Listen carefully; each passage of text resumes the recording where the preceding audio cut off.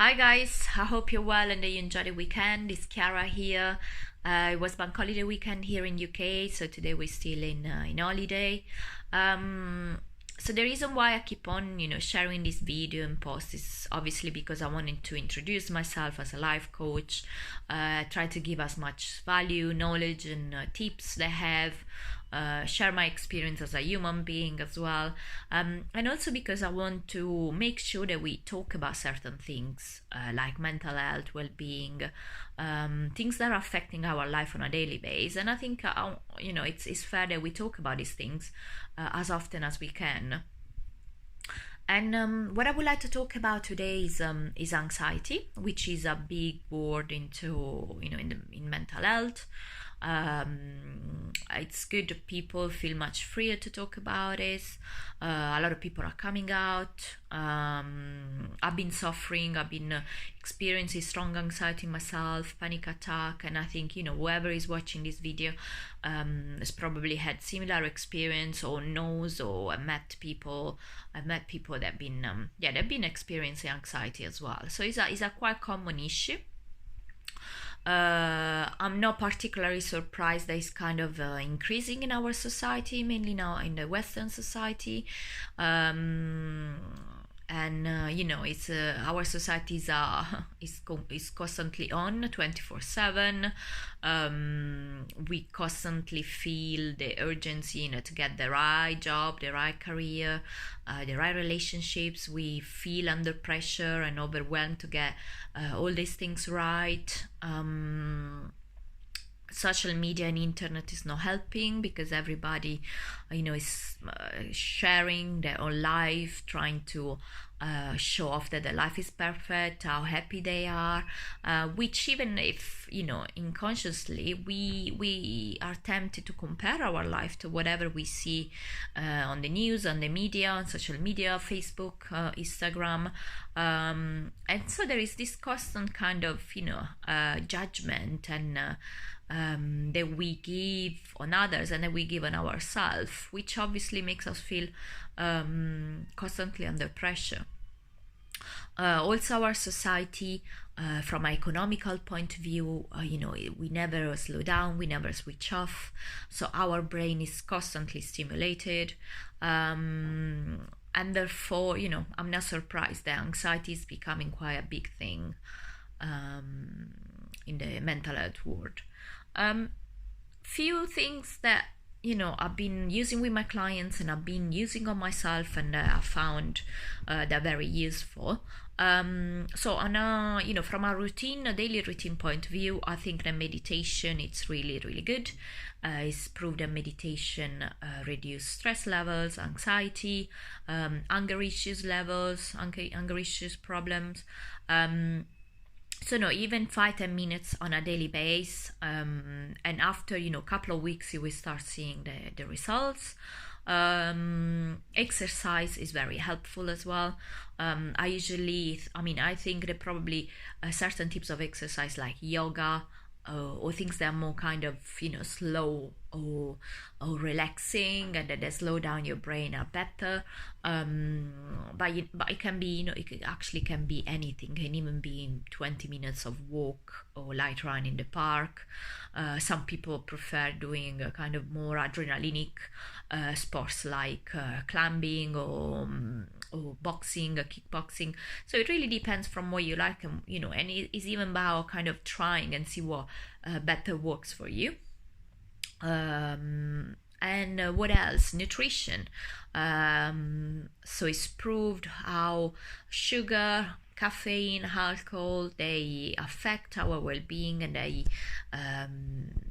can increase anxiety levels.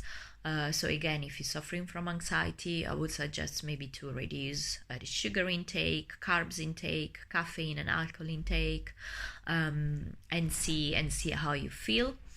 And then if you're experiencing actually panic attack or anxiety right now, what I usually do is focus on my breath, change my breath, slowing down my breathing, because what happens, we switch our nervous system response from sympathetic, which is the flight or fight response, which is very adrenalinic, very alert, to actually a parasympathetic response, which is the rest and digest response, which is much more relaxed. Our brain slow down and we get into kind of rest mode rather than a flight and fight response. So yeah, focus on your breath. Other exercise that you can do is kind of journaling. So I find always very useful to write about anxiety episodes. So you can write about triggers, if there is like a common trigger that triggers you or something that happens. Sometimes anxiety and panicking come up without a reason, but you can still kind of journaling and write down how you feel, describing your feeling, describing how your body responds. Usually when you experience strong anxiety, your body is very tense. We might have like stomach cramps, and so just writing down about it and trying to get a kind of objective point of view. So do not give a particular personal or emotional attachment to what you describe, but just describe the way you feel, your body responds, the kind of thoughts that you have, in a very objective way, like you're kind of watching from outside. And also what I found very, very useful is also focusing on lack of anxiety, because even if you suffer from strong anxiety and strong panic attack, there must be a moment in which there is no anxiety, there is no panicking. And I found very, very useful to observe and to be aware and present on this moment. So kind of check in and saying, oh wow, I haven't experienced anxiety for the last half an hour, or I had lack of anxiety and panic for in this morning, or it's been 2 weeks that I haven't experienced like that. So whatever is the steps, even if it's very, very small, just acknowledge, because it's still really good. And what you do, you're really anchoring your brain to that state. And you're telling your brain and you're telling yourself, even if it's subconsciously, that is actually possible not having anxiety, So yeah, this is a few tips that I found really useful. To be honest, there is so much, so many type of therapy, so many techniques that can help with anxiety. One that I found very good to work with my clients and also with I use on myself. I've been having therapy, CBT therapy, which I found it's really, really good with anxiety. To be honest, whatever how you're feeling at the moment, and how strong is your anxiety is, there is a way forward, and there is a lot of therapy that can help with it. There are a lot of people that can help with it, and the fact that you're feeling in a certain way now, it doesn't mean that you will feel in the same way in the future.